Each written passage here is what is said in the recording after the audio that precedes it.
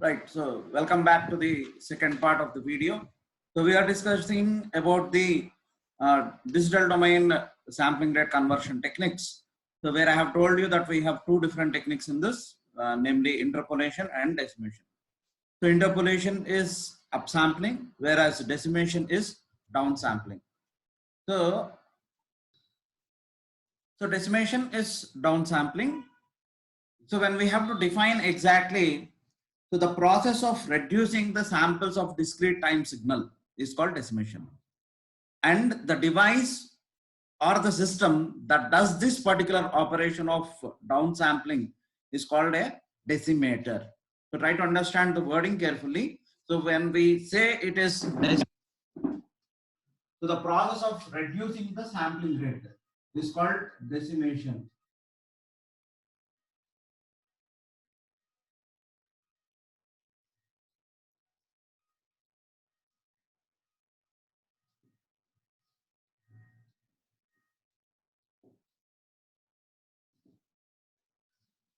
And the system which does this process, that is called as decimator, right? And as you are saying, reducing the sampling rate, it is also called as downsampling. So it means downsampling or decimation refers to the same. Okay. So let me take an example of how we do the process of downsampling so that you can understand very clearly. So let us have a sequence x of n, which is given as 1, 2, 3, 4, 5, 6, 7, 8, 9, 10, 11, and 12. So I have 12 sequence values. So now I have to implement the process of decimation.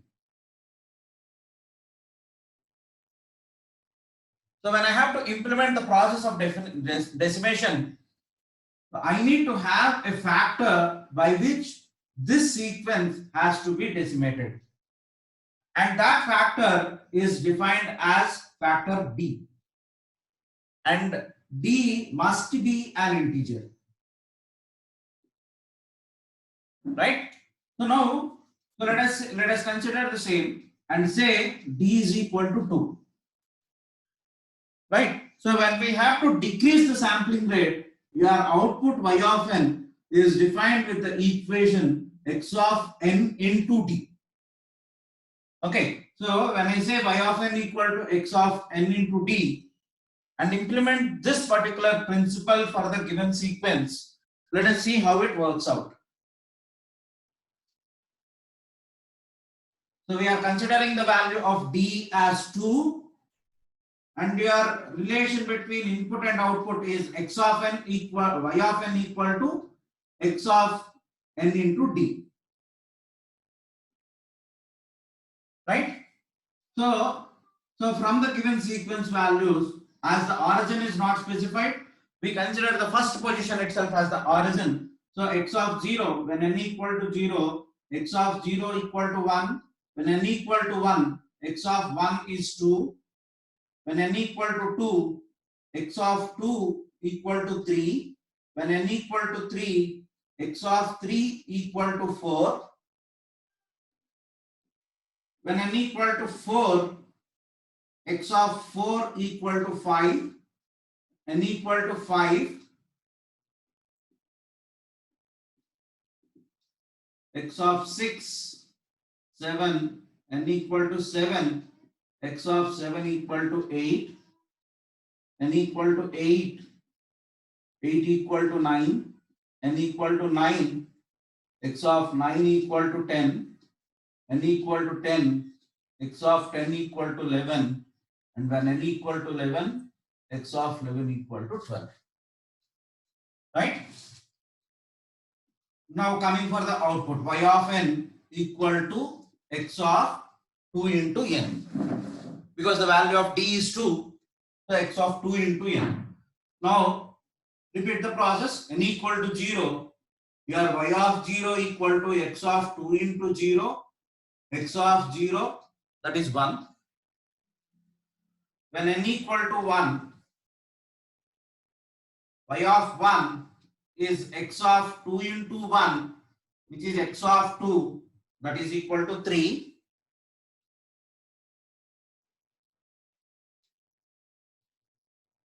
Next, when n equal to 3, n equal to 2, y of 2, x of 2 into 2, x of 4, which is equal to 5. When n equal to 3, y of 3, x of 2 into 3, x of 6, which is equal to 7. When n equal to 4, y of 4 equal to x of 2 into 4, x of 8, which is equal to 9. N equal to 5, y of 5, x of 2 into 5, x of 10, which is equal to 11. Now if I say n equal to 6, y of 6 equal to x of 2 into 6, which is x of 12, which does not exist in your sequence. So your sequence is defined from 0 to 11 only, right? So hence, initially the sequence has 12 values, but when you have implemented the process of decimation by a factor 2, your decimated result has been reduced to 0 to 6, total 7 samples, right? So your final output sequence after decimation can now be implemented or can now be written as y of n equal to 1, 3, 5, 7, 9 and 11. So this is the output sequence when you perform decimation on a given sequence with some decimation factor. So here in the example, we are considering the decimation factor as 2, right? So hope you understood how to perform the decimation process. So this is the fundamental or the basic process that we observe or that we perform in the sampling rate conversion. Okay? So here, another important parameter that we have to observe with respect to decimation is how do we plot the spectrum? Spectrum of decimation or decimator.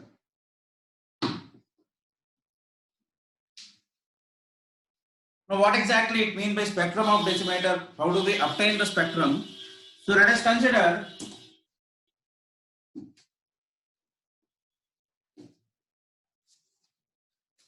we have the signal x of n.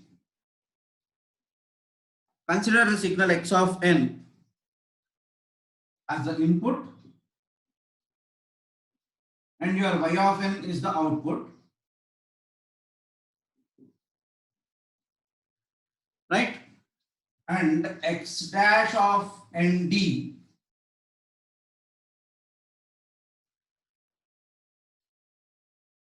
is the decimated version of input. So which is, in other words, you can say y of n equal to x dash of nd, right? Now let us define a pulse train.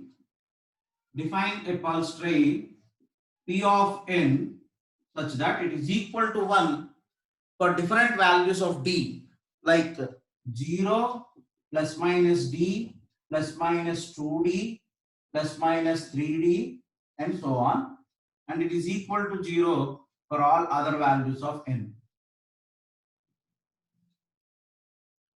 Right?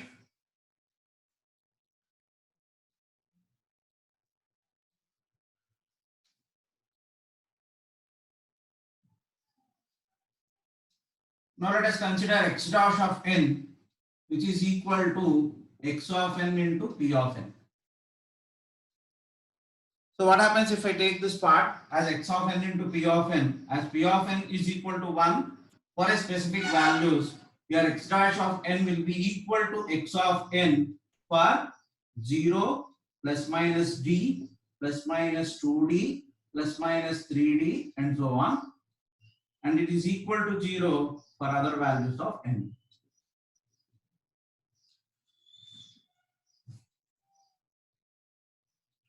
Now let us estimate the spectrum. So y of n. So spectrum we calculate in the frequency domain. So y of z we are considering, which is given as y of z equal to sigma n runs from minus infinity to infinity y of n z power minus n. So I can write this y of n as sigma n runs from minus infinity to infinity x dash of nd into z power minus n. Right? Now say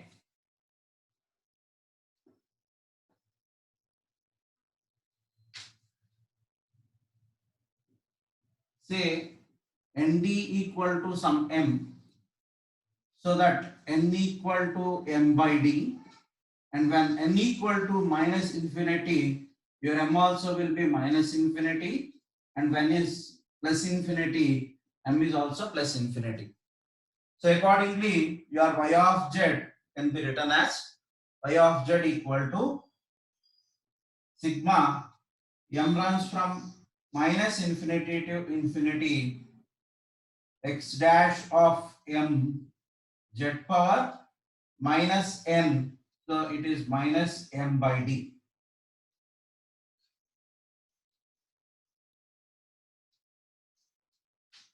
Now say m equal to n. So this will be n runs from minus infinity to infinity x dash of m into z power minus n by d. Now I can write this x dash of m from the previous relation as x of n into p of n into z power minus n by d.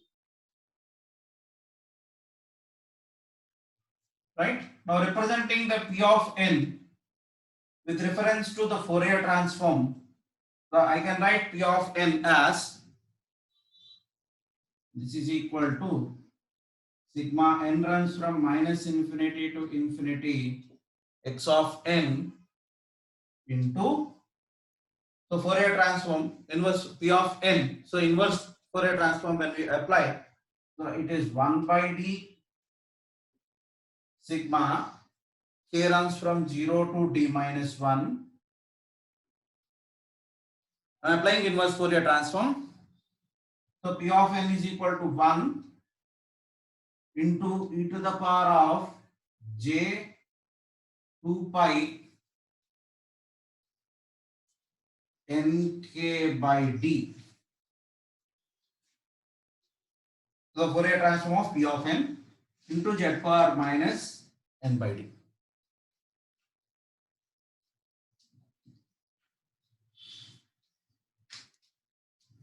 So now take 1 by d outside and sigma k runs from 0 to d minus 1.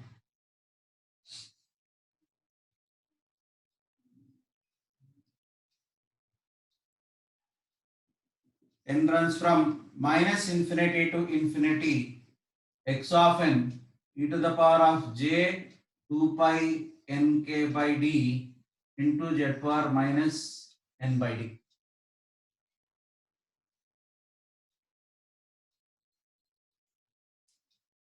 So this is 1 by d sigma k runs from 0 to d minus 1.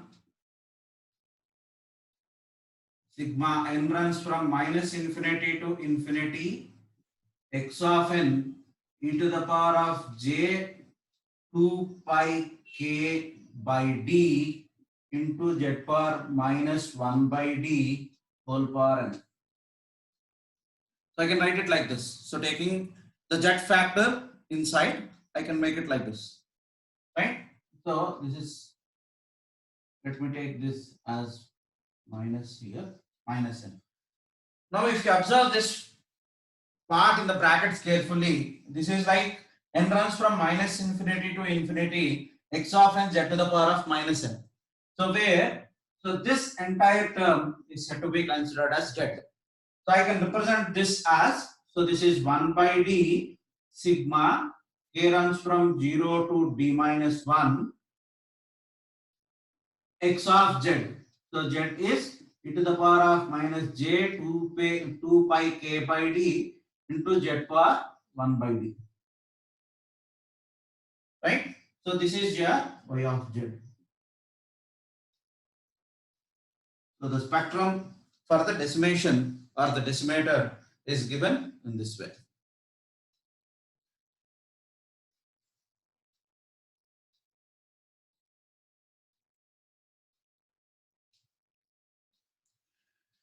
Right. So now looking at this particular derivation, what are the different observations that we can make?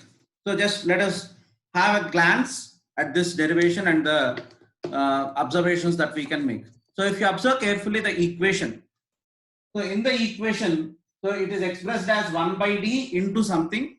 So that means your factor or your output is being divided by a factor d. So that means this is being scaled. That is number one, the first observation.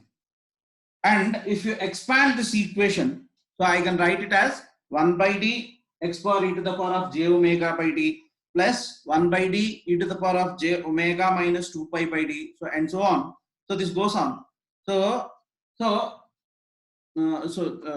just let me express the expansion.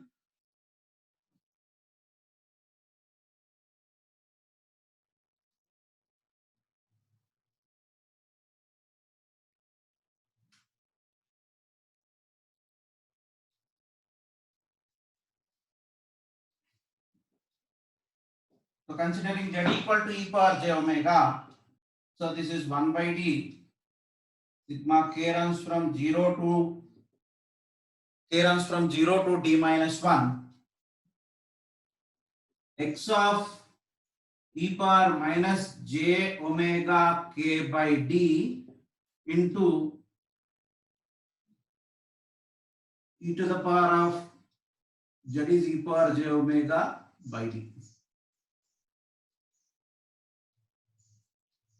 So 1 by d sigma k runs from 0 to d minus 1 e to the power of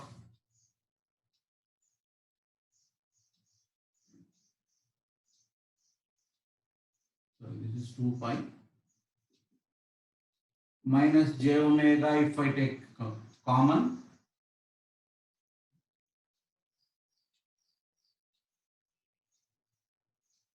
minus j if I take common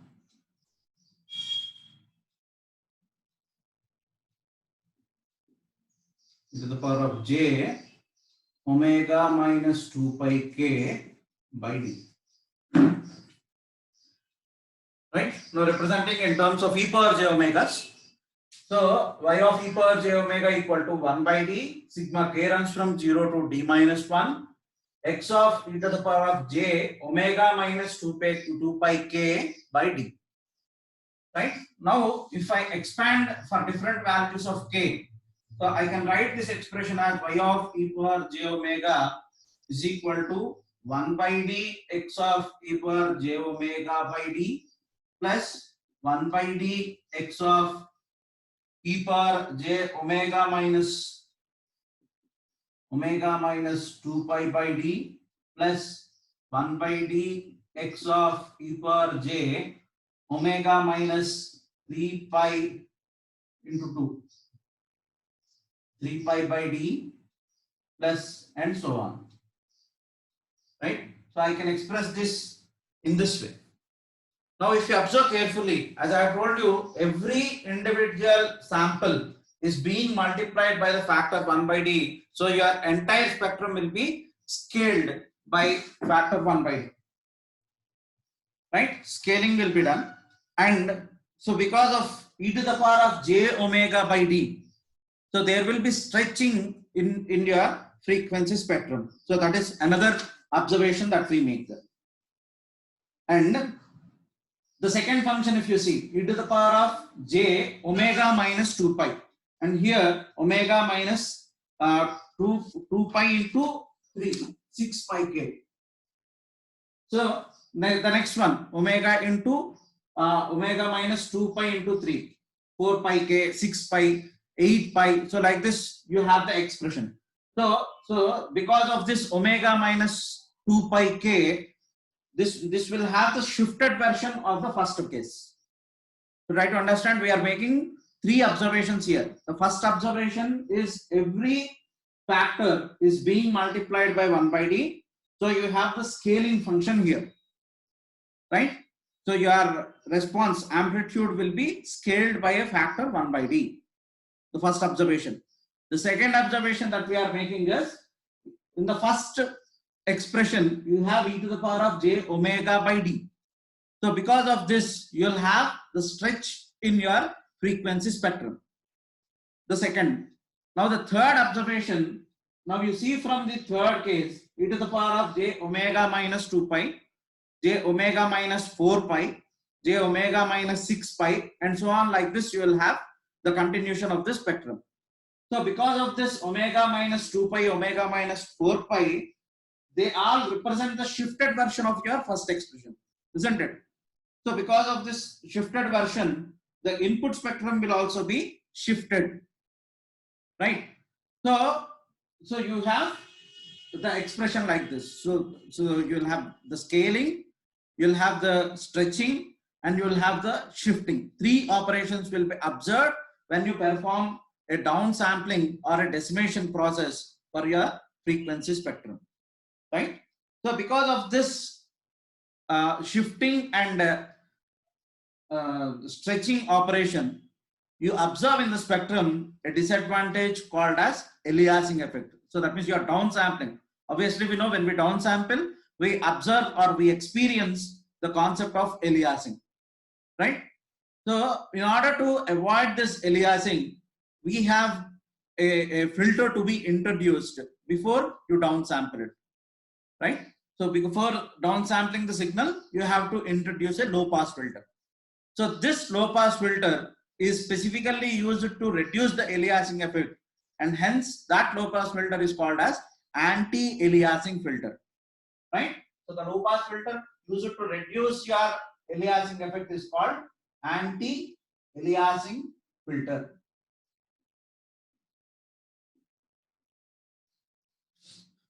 Right.